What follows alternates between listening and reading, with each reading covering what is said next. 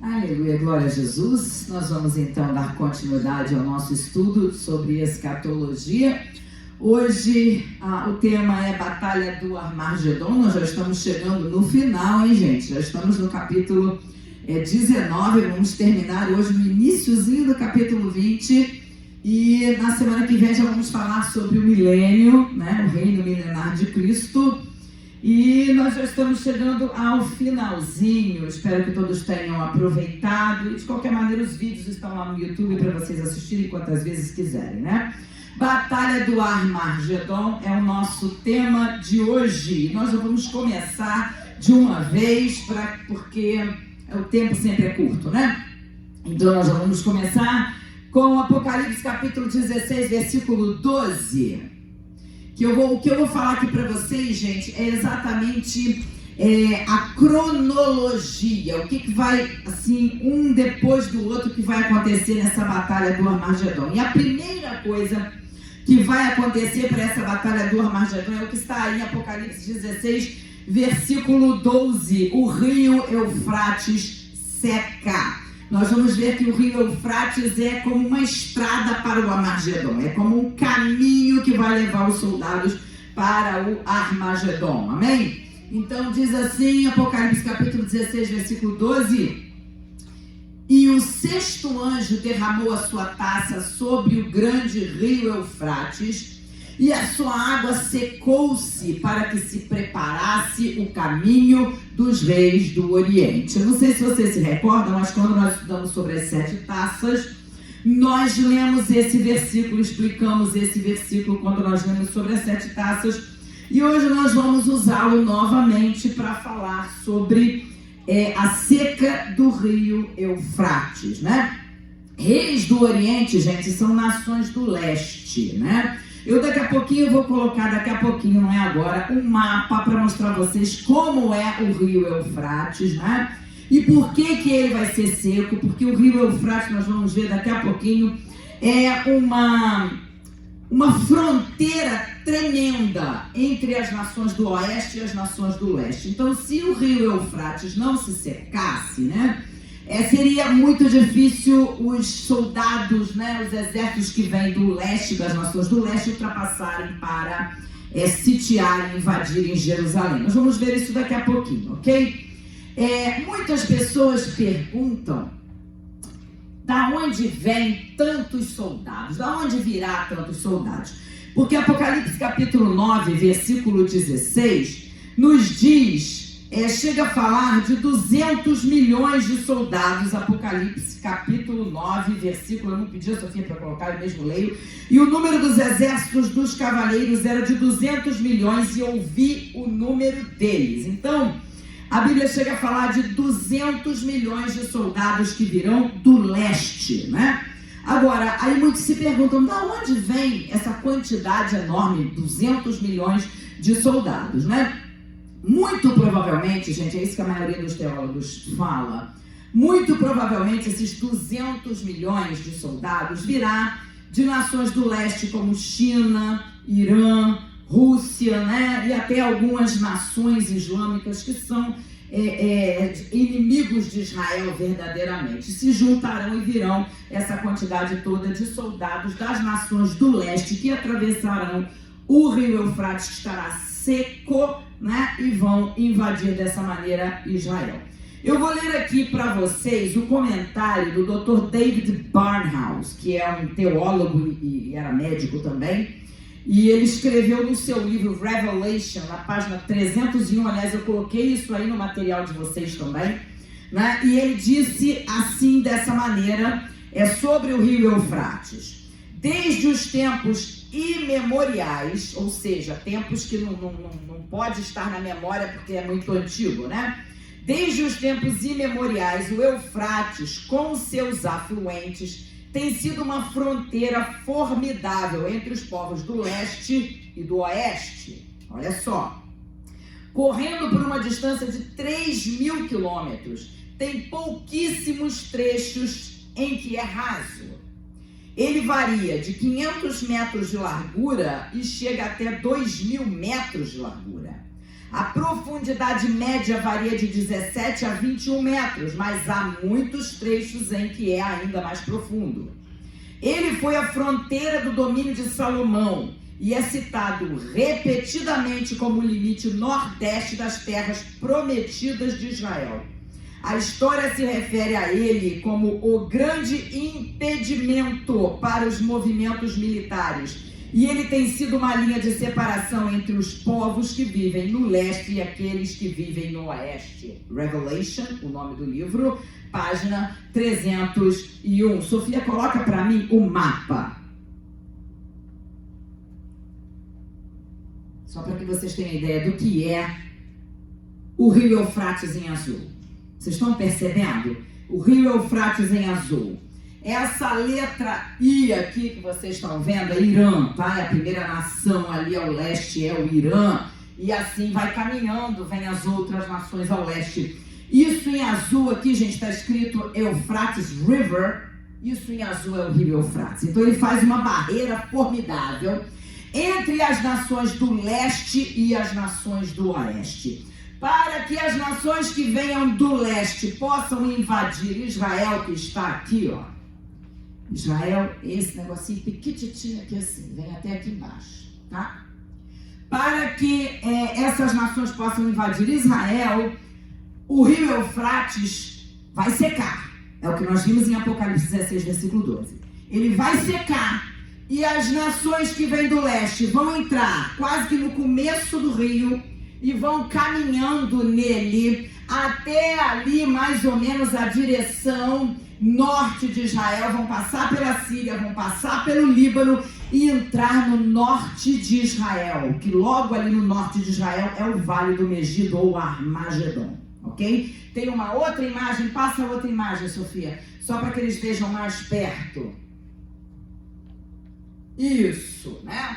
Ali está o Líbano, não sei se vocês estão vendo ali, Síria, Líbano, eu falei que eles sairiam do Rio Eufrates, pegariam ali a Síria, o Líbano e entrariam no norte de Israel. Aqui vocês estão vendo o norte de Israel.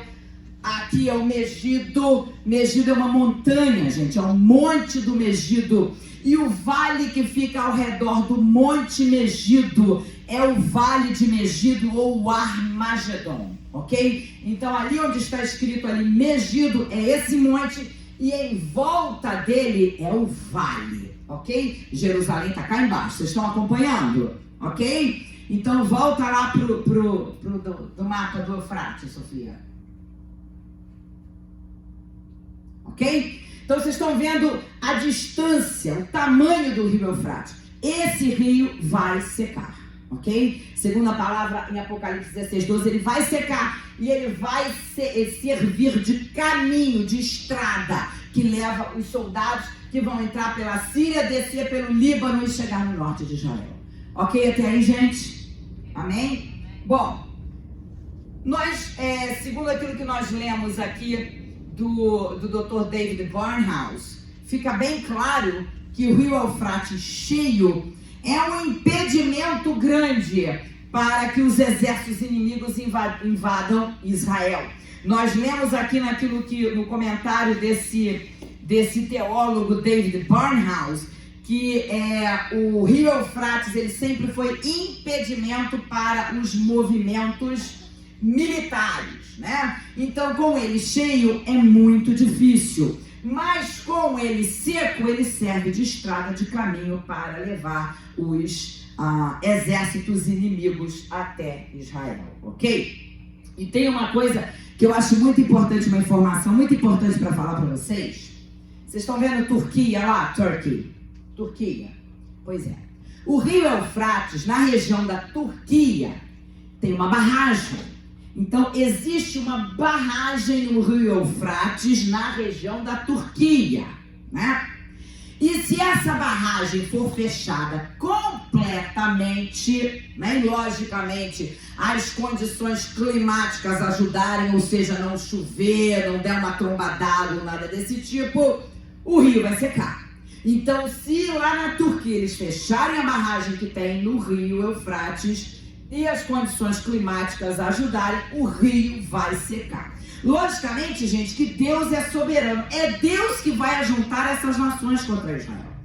É Deus que vai ajuntar. Porque no final vocês vão ver que com uma palavra de Jesus todos vão morrer, ok? E na soberania de Deus, Deus mesmo no seu poder, na sua soberania, Deus pode muito bem, Ele mesmo com uma palavra só fazer com que o rio seque. Pode ou não pode? Pode, mas Ele também pode usar a capacidade humana, aquilo que já existe como a barragem do rio Eufrates, por exemplo, e usar disso para fazer o rio secar. Amém? Não importa se Deus vai usar do seu poder, da sua palavra e o rio vai secar, ou se Deus vai se utilizar da capacidade humana e fechar a barragem e o rio vai secar. A questão é, o rio Eufrates vai secar. E o rio que é um impedimento para que as nações do leste cheguem a Israel, não vai ser mais um impedimento. Ele vai, muito pelo contrário, ser um caminho, uma estrada que vai levar esses exércitos até Israel. Ok? E tem dois motivos para essa batalha. Um deles, gente, é a riqueza de Israel. Eu já falei isso com vocês, não me lembro em que aula, mas Israel é riquíssimo em sais minerais, principalmente no Mar Morto. Eu não sei se vocês se lembram que eu já citei isso, né? Principalmente no Mar Morto, há uma riqueza tremenda de sais minerais, né? E inclusive alguns minerais que são encontrados no Mar Morto são usados para a produção de armamentos, de armas, de bombas, né? E nós sabemos que guerra custa caro, né? Então as pessoas logicamente vão ter esse olho nas riquezas de Israel. Então presta atenção, porque muitos podem perguntar: gente, hoje nós temos aviões, hoje nós temos bombas, hoje nós temos tanta tecnologia, para que tem que ter soldado andando e caminhando e indo em direção a Israel? Aviões, bombas e tantas outras coisas. Tem bombas, gente, você aperta um botão, a bomba sai lá de onde você está e vai e pega no alvo lá do outro lado. Mas por que isso? Porque essa guerra, gente, é de dominação. O interesse que eles têm é de dominar o território de Israel por conta das riquezas que eles têm interesse nelas. Ok? Esse é um dos motivos. Daqui a pouquinho nós vamos ver o outro motivo para essa guerra do Armagedon. Além das riquezas, que todos têm interesse nas riquezas que são encontradas no Mar Morto, ainda tem um outro motivo que eu vou falar daqui a pouquinho. Então, gente, a guerra do Armagedon começa com a seca do rio Eufrates. Então, aquilo que normalmente seria um impedimento para o movimento dos exércitos inimigos vai virar agora uma estrada que vai levar esses exércitos inimigos até Israel, ok? Bom, em segundo lugar, né? Primeira coisa que vai acontecer é o rio Eufrates que vai secar. Segundo, nós estamos falando numa cronologia, ok? Segundo, é a destruição de Israel, gente. As nações do leste vão subir, o rio vai secar, as nações do leste vão fazer o rio Eufrates de estrada, vão descer ali pela Síria, pelo Líbano, vão chegar ali no norte de Israel, né? Alguns vão ficar ali no Armagedon, no Vale do Megido, outros vão descer até Jerusalém, né? E Jerusalém será sitiada, Jerusalém será destruída, gente. Eu acho que esse será o pior momento da tribulação, o momento mais triste, em que a cidade santa será sitiada, a cidade santa será destruída. Nós vamos ler alguns textos que falam sobre isso. Para mim será a pior parte, o pior momento dessa batalha, de toda a tribulação, será esse momento em que a cidade de Jerusalém é sitiada e é destruída em partes. Zacarias capítulo 12, Sofia, coloca aí, versículos 2 e 3 primeiro. Eis que porei Jerusalém como um copo de tremor para todos os povos em redor, e também para Judá, quando do cerco contra Jerusalém. 3. E acontecerá naquele dia que farei de Jerusalém uma pedra pesada para todos os povos. Todos os que carregarem com ela certamente serão despedaçados, e ajuntar-se-ão contra ela todas as nações da terra. Então, antes de eu começar a explicar esse versículo, eu quero dizer para vocês que alguns teólogos entendem que Zacarias aqui está falando sobre a invasão de Jerusalém pelo Império Romano em 70 depois de Cristo, ok? Eu não posso concordar com isso, e muitos teólogos também não concordam, né? Por causa dessa última coisa que está aqui no versículo 3. E se ajuntar-se-ão contra ela todas as nações da terra. Gente, em 70 depois de Cristo, quem sitiou, destruiu Jerusalém, destruiu o templo, foi o Império Romano. Exército romano, só, ok? Aqui não. Todas as nações da terra se juntarão contra Israel. Gente, a gente fala todas, são todas mesmo. Na batalha do Armagedon, todas as nações da terra estarão contra Israel, gente. Ok? Todas as nações da terra estarão contra Israel. Então, quando o versículo fala que todas as nações da terra, está falando sobre a batalha do Armagedon e não sobre a invasão de Jerusalém, 70 depois de Cristo, pelo Império Romano. Ok, até aí? Versículo 2, Sofia. Versículo 2, daí mesmo. Volta ao isso. Eis que, porém, Jerusalém como um copo de tremor. Em outras traduções você pode encontrar ali cálice de tontear. E eis que, porém, Jerusalém como um copo de tremor ou como um cálice de tontear. Para todos os povos em redor e também para Judá, quando do cerco contra Jerusalém. Por que copo de tremor ou cálice de tontear, gente? Na realidade, porque assim como o álcool, quando uma pessoa bebe, né, alguma bebida alcoólica, a pessoa geralmente fica tonta, né, e às vezes até fragilizada. Quantas vezes você vê uma pessoa que bebe, que anda cambaleando, todo tonto, todo ruim, frágil, não consegue fazer nada, qualquer coisa está caindo pelo chão, né? Assim como um copo de álcool faz isso com a pessoa, deixa ela tonta, deixa ela fragilizada, aqui a palavra do Senhor diz que eis que porém Jerusalém como um copo de tremor, como um cálice de tontear para todos os povos em redor e também para Judá, quando do cerco de Jerusalém, gente. Então, as pessoas ficarão fragilizadas nesse cerco de Jerusalém. Tanto aqueles que estarão ali para cercar Jerusalém, porque não vai ser fácil tomar Jerusalém, é isso que a palavra fala, né? Quanto os judeus também, gente, os judeus nesse momento estarão desesperados, vendo os exércitos do anticristo cercando Jerusalém, entrando em Jerusalém. Nós vamos ver daqui a pouquinho em Zacarias 14, o que Zacarias 14 fala sobre isso. Os judeus estarão desesperados, vão até inclusive clamar a Deus por misericórdia, ok? Estarão desesperados. Mas aí continua, Sofia, passa adiante. E acontecerá naquele dia que farei de Jerusalém uma pedra pesada para todos os povos. Todos os que carregarem com ela certamente serão despedaçados. Pedra pesada, vai ser difícil tomar Jerusalém, não vai ser de qualquer maneira não. E todos os que carregarem com ela, ou seja, todos aqueles que quiserem tomar ou que tentarem tomar Jerusalém, certamente serão despedaçados. Pode tentar, mas foi a terra que Deus deu para o seu povo. Não vai ser fácil não. Jerusalém vai ser como uma pedra pesada, e todos aqueles que tentarem carregar com ela serão despedaçados, tá? E aqui a Bíblia fala, e ajuntar-se-ão todas as nações da terra contra Jerusalém.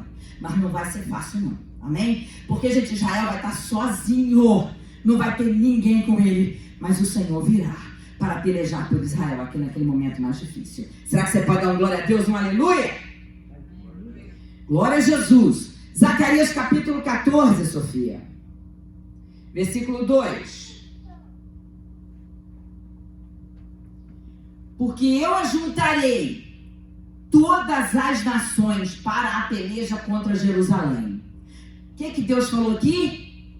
Eu ajuntarei, presta atenção, gente, ali é tribulação, mas entendam que o nosso Deus ainda está sentado no trono e Ele ainda tem o controle de todas as coisas. E Ele é que vai ajuntar todas as nações para a peleja contra Israel. E Deus tem um propósito para com isso, gente. Israel precisa entender que aquele Jesus que os seus antepassados crucificaram era o Messias esperado. Amém? Então, olha, eu ajuntarei todas as nações da terra todas as nações para a peleja contra Jerusalém. E a cidade será tomada, gente.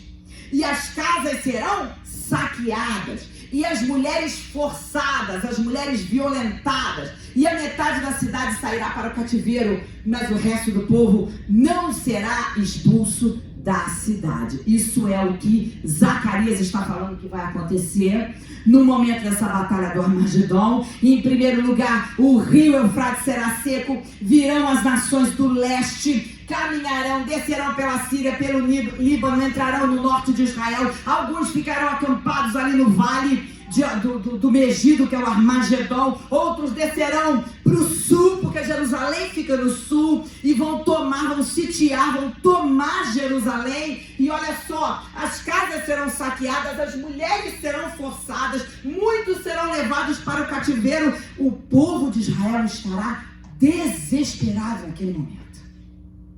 Desesperado. E vão clamar ao Senhor. Lucas 21, 20 também fala desse momento. Lucas 21, 20, Sofia. Mas quando virdes Jerusalém cercada de exércitos, sabei então que é chegada a sua desolação. Quando virem Jerusalém cercado de exércitos, sabei então que é chegada a sua desolação, gente. Né? Isso, Lucas 21 também é o sermão profético, assim como Mateus 24. Então aqui ele está falando exatamente desse momento da batalha do Armagedon, em que Jerusalém será cercada pelos exércitos do anticristo. Os exércitos estarão ali junto com o anticristo, dando a mão para o anticristo, né? Vieram para pelejar contra Jerusalém naquele momento. Abra para mim, eu não coloquei isso aí não, mas abra para mim Zacarias capítulo 12, versículo 9 e 10. Eu não coloquei aí, Sofia, não precisa procurar não. Se você não tiver Bíblia, eu vou ler. E acontecerá naquele dia que procurarei destruir todas as nações que vierem contra Jerusalém. E sobre a casa de Davi e sobre os habitantes de Jerusalém derramarei o espírito de graça e de súplicas. E olharão para mim a quem transpassaram, e o prantearão como quem pranteia por um unigênito, e chorarão amargamente por ele, como se chora amargamente pelo primogênito.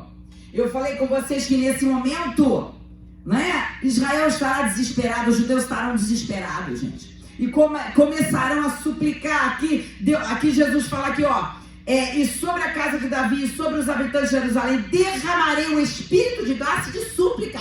E eles começarão a clamar a Deus, a suplicar. E quando eles virem Jesus vindo em glória, seguido pelos seus exércitos, pelos santos e pelos anjos, eles vão entender que aquele que está vindo para livrar Israel das mãos do inimigo é o mesmo Jesus que os seus antepassados prantearam. E aqui a palavra diz que eles prantearão como quem pranteia por um unigênito, e chorarão amargamente por ele, porque eles vão ver, eles vão reconhecer o erro dos seus antepassados. Transpassaram o Messias, né? O Messias foi crucificado por causa deles. Então eles vão entender, vão chorar muito, vão se arrepender, vão suplicar muito ali naquele momento.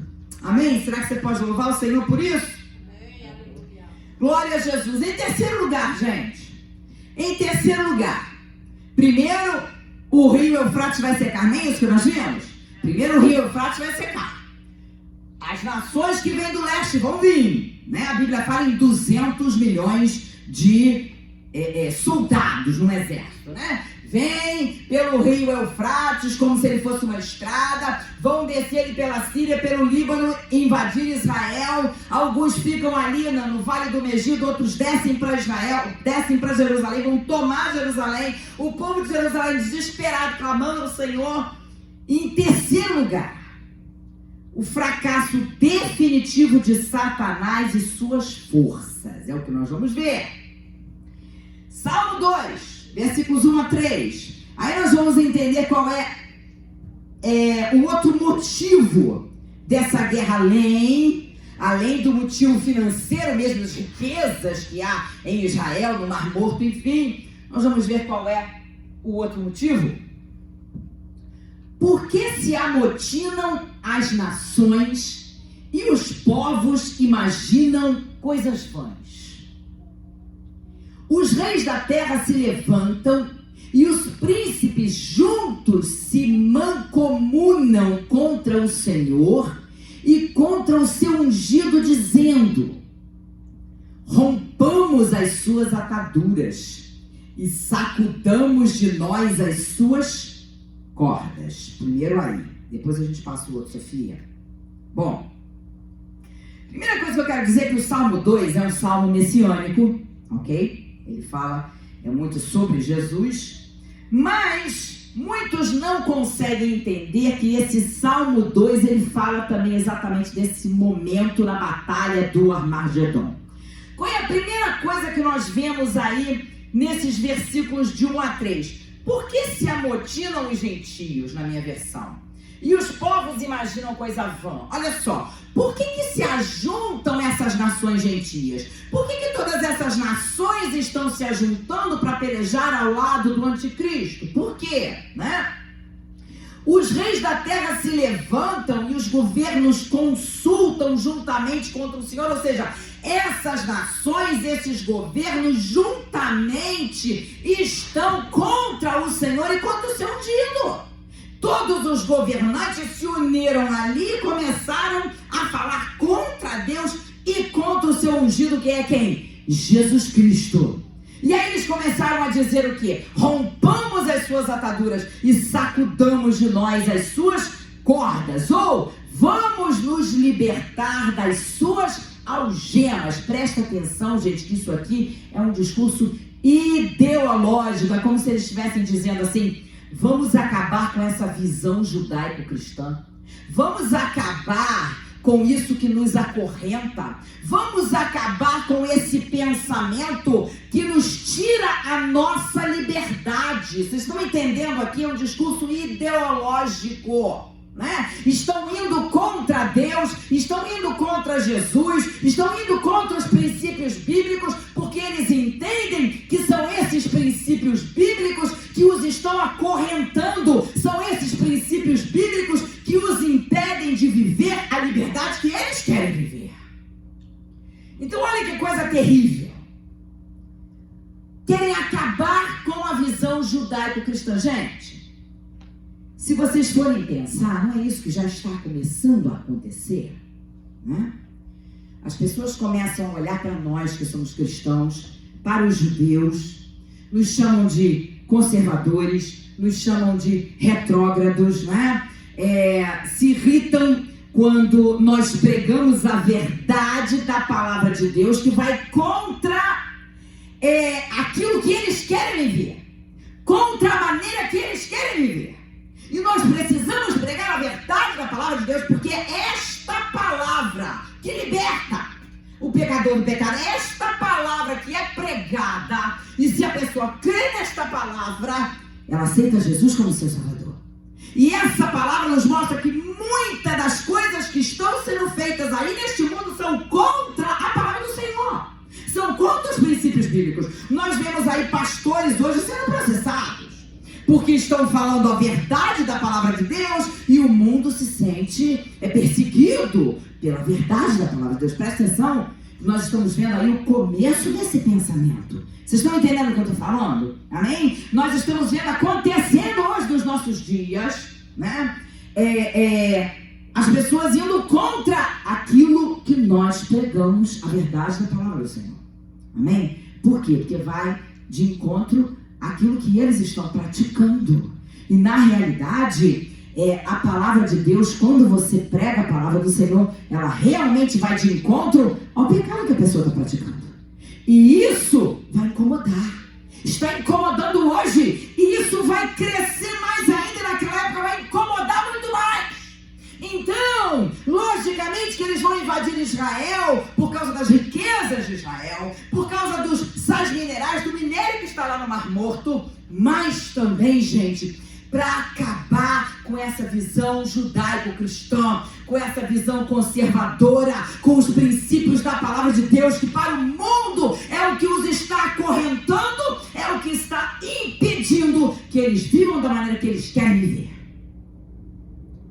Então, gente, além de ser uma invasão por motivos políticos, vai ser uma invasão por motivos ideológicos também. Amém? Será que você pode dar um glória a Deus, um aleluia?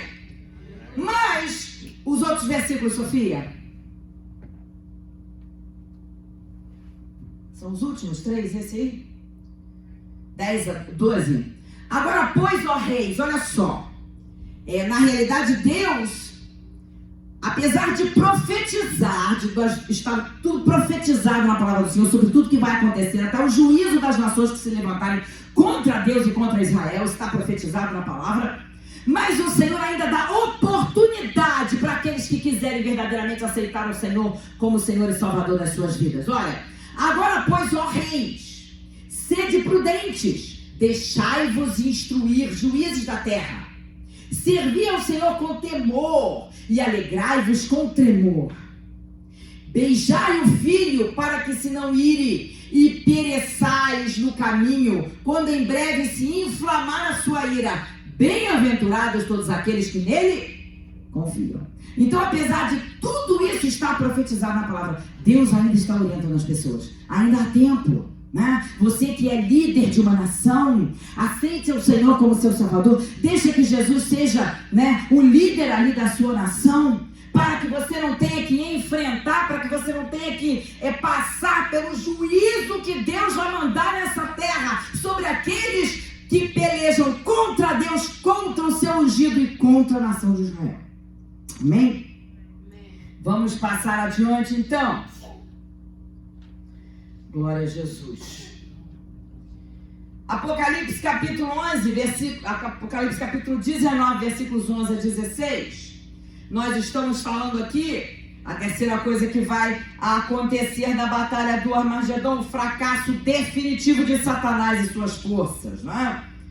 Eles estão lá todos alegres, invadiram Jerusalém, né? Saquearam as casas, violentaram as cidades, estão achando que estão ganhando tudo. Todas as nações se juntaram contra Jerusalém, todas as nações ali para dominar o território, para acabar, né, de uma vez com essa visão judaico-cristã. Estão achando que estão ganhando, né? Mas olha só, quando parece que está tudo bem para o lado dos exércitos de Cristo, olha lá.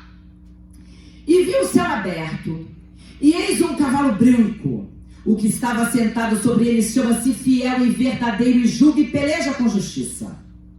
E os seus olhos eram como chama de fogo, e sobre a sua cabeça havia muitos diademas, e tinha um nome escrito que ninguém sabia senão ele mesmo.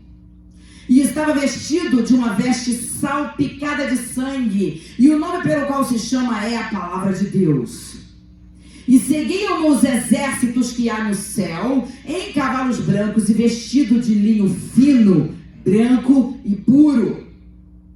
E da sua boca saía uma aguda espada para ferir com ela as nações, e ele as regerá com vara de ferro. E ele mesmo é o que pisa o lagar do vinho do furor e da ira do Deus Todo-Poderoso.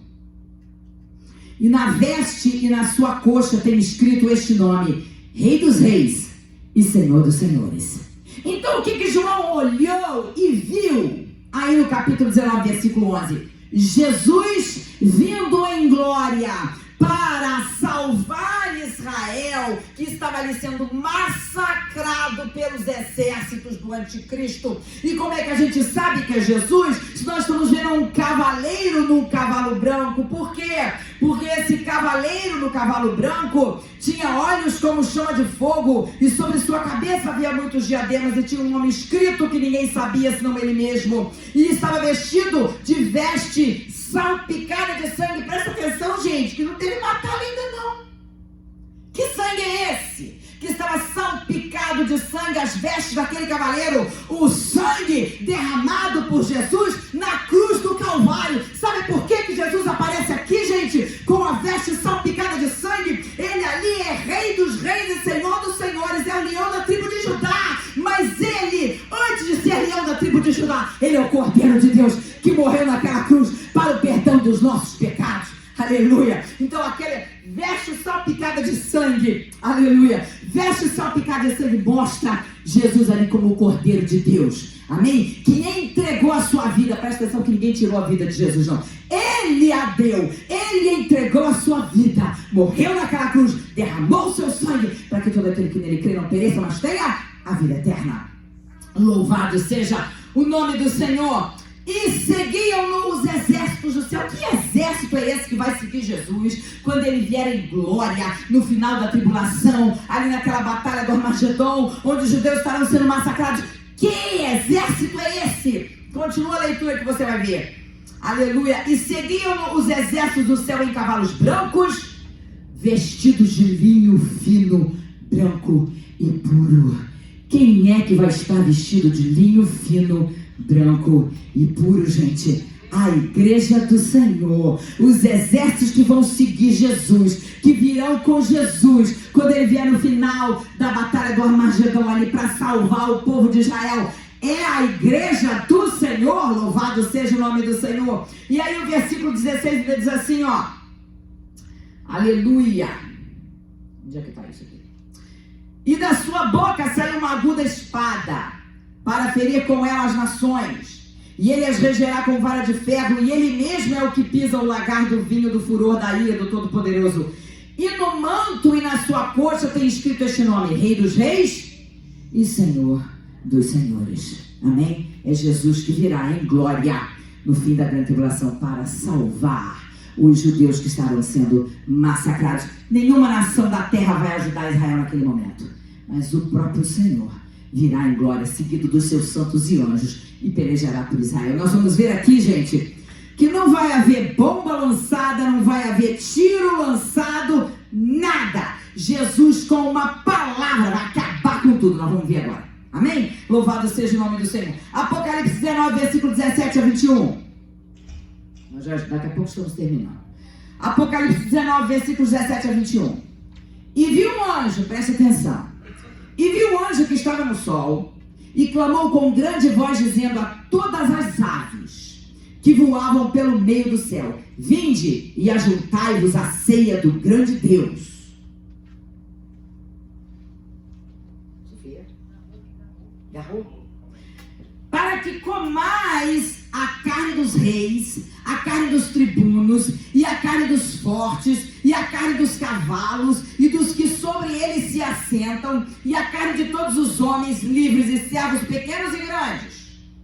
E vi a besta, e os reis da terra, e os seus exércitos reunidos, para fazerem guerra àquele que estava sentado sobre o cavalo, e ao seu exército. E a besta foi presa, e com ela o falso profeta, que diante dela fizeram os sinais, com quem enganou os que receberam o sinal da besta e adoraram a sua imagem. Esses dois foram lançados vivos no ardente lago de fogo e de enxofre. E os demais foram mortos com a espada que saía da boca do que estava sentado sobre o cavalo, e todas as aves se fartaram das suas carnes. Eu vou explicar isso aqui daqui a pouquinho. Bom, na realidade, a descrição aqui desses versículos 17 até 21 é muito forte. Começa mostrando aí o exército do anticristo, né? Não importa, estava em Jerusalém, se estava no Monte do Megido, ou em outro lugar ali no Vale do Megido, né? O Armagedon. Todos vão ver a Jesus vindo em glória, seguido dos seus exércitos, né? Agora, o interessante é que nos versículos 17 em diante, mostra um anjo no sol. E esse anjo chama todas as aves da terra. Tem teólogos, gente, alguns teólogos que entendem que o que vai aparecer primeiro são essas aves do céu, né? E se for assim, será algo alarmante mesmo, porque esse anjo vai chamar essas aves, gente, aves que vêm de todo lugar, ok? Para comer as carnes daqueles que vão morrer ali naquela batalha, ok? Então tem teólogos que entendem que essas aves vão aparecer primeiro, que esse anjo vai aparecer e vai chamar essas aves. Então a primeira coisa que as pessoas vão ver não é Jesus vindo em glória, e sim as aves chegando de todo lado. O interessante é que, se for assim mesmo, vai ser algo tenebroso. Porque quando você vê abutre ou urubu lá na terra da gente, né? Rodando, sobrevoando algum lugar, o que você pensa? O que você pensa, gente? Quando você vê um bando de urubu rodando assim, né, em algum lugar, o que vocês pensam? Bicho morto. Tem carniça em algum lugar. Tem muito urubu aí rodando, então tem carniça, né? E, gente, o que vai acontecer é isso. O anjo que estava no sol clamou com grande voz, dizendo a todas as aves que voavam pelo meio do céu: vinde e ajuntai-vos à ceia do grande Deus. Então, se essas aves aparecerem primeiro, ou se os exércitos de Cristo verem primeiro as aves, eu imagino que eles vão ficar olhando assim: que é isso? O que essas aves estão fazendo aqui? Naquele momento, não tem ninguém morto ainda. Vocês estão entendendo? Os soldados vão estar lá olhando aquelas aves voando e vão saber o que está acontecendo, porque são abutres, são urubus, são aves que comem carniça, mas não tem morto aqui. O que essas aves estão fazendo sobrevoando aqui? Né? Então será algo assim estranho, terrível, né? Eles vão olhar e vão pensar: meu Deus, o que é isso? Né? E aí de repente os seus olhos serão abertos e eles verão a Jesus vindo em glória. E quando a palavra do Senhor fala ali no último versículo, Sofia, coloca o último versículo para mim, 21.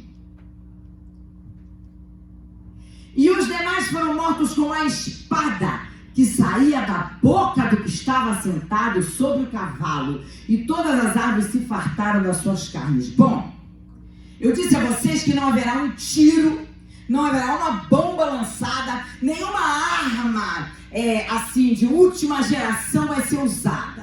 Quando se fala que os demais foram mortos com a espada que saía da boca de Jesus, não é que Jesus vai vir com uma espada literal que vai sair da sua boca e matar a todo mundo. Não é isso, gente. Espada aqui faz menção à palavra de Deus, que é como a espada de dois gumes.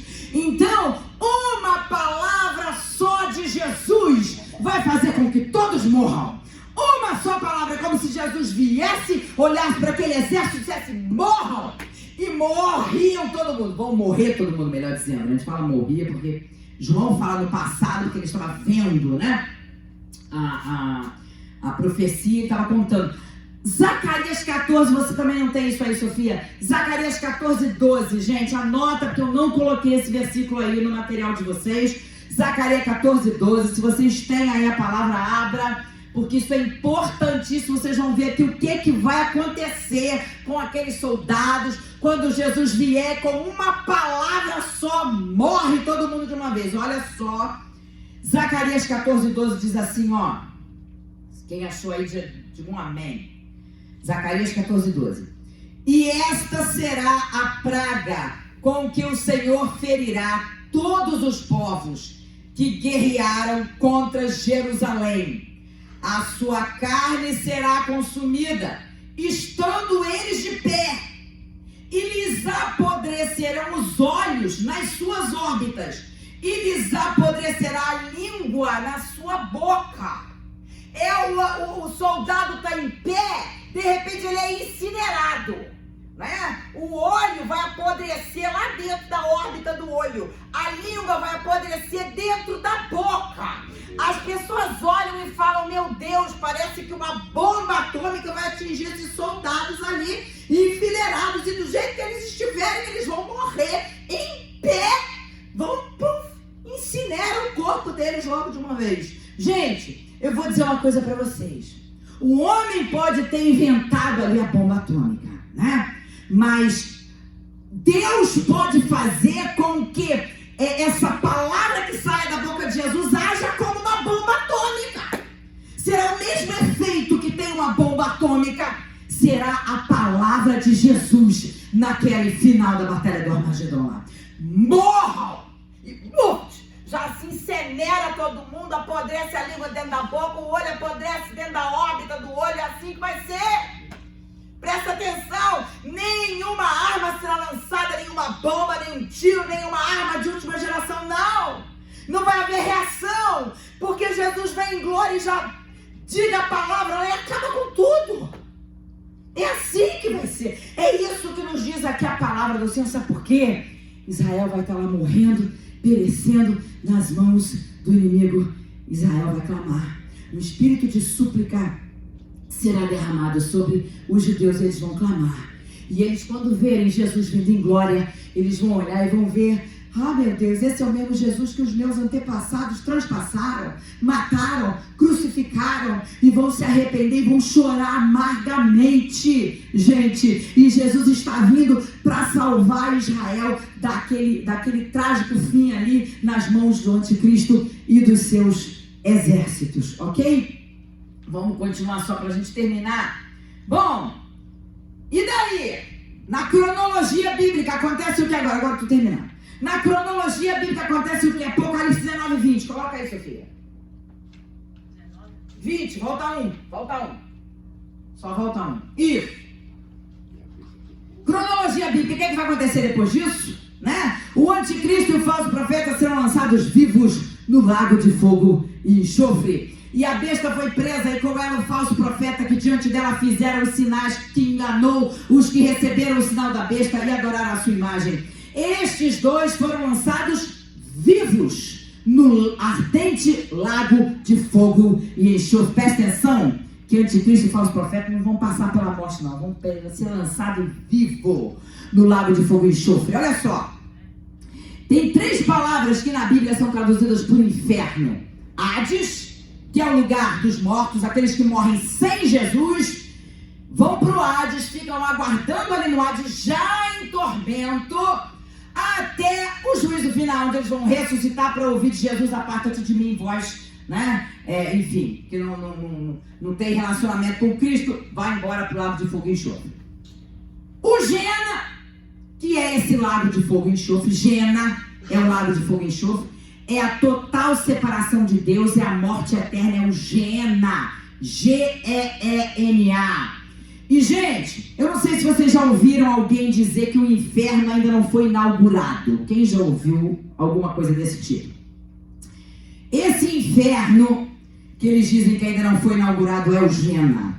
É o lago de fogo e enxofre, o Gena, que é a total separação de Deus, é a morte eterna. Quem é que vai inaugurar o Gena? Anticristo e falso profeta. Vão inaugurar o Gena, ok? E tem um outro também, que é o abismo, que nós sabemos que é a prisão dos anjos, né? Dos anjos caídos, dos piores anjos caídos. Estão lá no abismo, onde Satanás também vai ser preso por 1000 anos. Nós vamos ver daqui a pouquinho. Então, na cronologia bíblica, a besta e o falso profeta vão ser lançados no lago de fogo e enxofre, no Gena. Vão inaugurar esse inferno, o Gena. Bom, Apocalipse 19, 21 eu já falei até antes da hora, né? Passa aí, Sofia, que é quando o Senhor, então, ele mata com a espada da sua boca todos aqueles soldados do anticristo. E Apocalipse 20, versículos 1 e 2, Sofia. E vi descer do céu um anjo que tinha a chave do abismo e uma grande cadeia na sua mão. 2. E ele prendeu o dragão, a antiga serpente, que é o diabo e Satanás, e amarrou-o por 1000 anos. Então, bom, depois que Jesus vem em glória, com os seus exércitos, com a sua igreja, com os seus anjos, primeira coisa que ele faz é prender o falso profeta e o anticristo, lançarem eles no lago de fogo e enxofre, o Gena. Segunda coisa que Jesus faz é matar a todos os exércitos com a espada da sua boca, ou seja, com a sua palavra, ok? E depois o que ele vai fazer? Lançar Satanás preso por 1000 anos no abismo. Amém? E aí a gente termina essa fase da batalha do Armagedon. E por que Satanás vai ficar preso por 1000 anos? É exatamente o tempo do milênio. Amém? O tempo dos 1000 anos em que Cristo reinará na terra, Satanás estará preso, e nós falaremos sobre o milênio na semana que vem. Eu quero saber se alguém tem alguma dúvida sobre a batalha do Armagedon. Alguém tem alguma dúvida? Não? Aqueles mapas lá que a senhora mostrou na frente, atuais? Sim. Okay. Volta lá, Sofia, no mapa. São atuais. Isso. Exatamente. Inclusive, eu não sei se vocês estão vendo aqui, Israel é um negocinho tão miudinho. Israel, ele vem nessa pontinha aqui ele vem até aqui mais ou menos. Não dá pra eu ver direito, porque eu chego lá e fico tudo embaçado pra mim. Né? Estamos vendo. Então, passa o outro acho que dá pra ver melhor, ou só dá pra ver megido? Tá vendo? Esse pedaço aqui, ali é o Líbano, aqui é a Síria, Mar da Galileia, né? Aqui desce, aqui é o Mar Morto. Então o Mar Morto, tem uma parte do Mar Morto que está na Jordânia, tem outra parte que está em Israel, então, né? Mas é isso aí mesmo, tá? É tudo bem atual, ok? Alguém tem mais alguma dúvida? Não? Então nós podemos passar, semana que vem, milênio de Cristo, e o pastor faz a oração final aí para nós, então, em nome de Jesus. Milênio, semana que vem, gente, daqui a pouquinho nós estamos terminando a escatologia, porque é o milênio, semana que vem. Depois nós vamos falar sobre o juízo final, né, novo céu, nova terra. Ainda teria uma outra batalha, eu vou ver o que eu vou fazer. Teria a batalha no fim do milênio, né, porque, gente, a batalha do Armagedon não é a última batalha, tá? Ainda vai ter mais uma no final do milênio, mas eu acho que eu vou tentar falar tudo junto. Vamos ver o que eu vou fazer, ok? Então, pastor, faz a oração final aqui.